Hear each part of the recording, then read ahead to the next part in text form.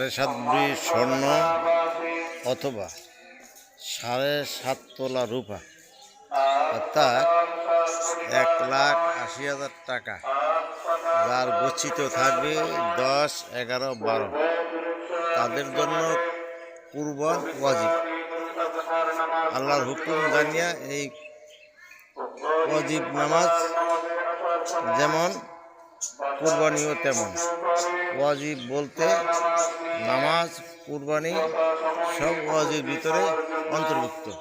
কাজেই ফরজ যেমন ছাড়া যায় না, কোরবানিও কোনো রকমে ছাড়া যাবে না।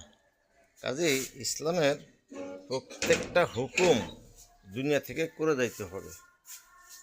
এই জন্য ফরজ, ওয়াজিব, সুন্নত, নফল এগুলা কোনোটাই কম না।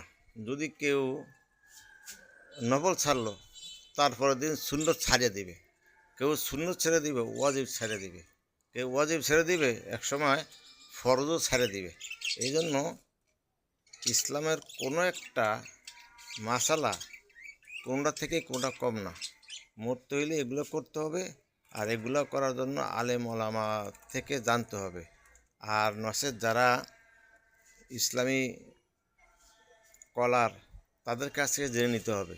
দুনিয়াতে ব্যবসা বাণিজ্য যেমন আমরা জানিয়া একজন থেকে একজন করি, ঠিক ইসলামের নিয়ম কানুন, ধর্মীয় কাজগুলা পুঙ্খানুরূপে করতে হবে। তাহলে আমাদের দুনিয়া এবং আখিরাত সার্থক হবে। আশা করি সবাই করতে সচেষ্ট হইবেন।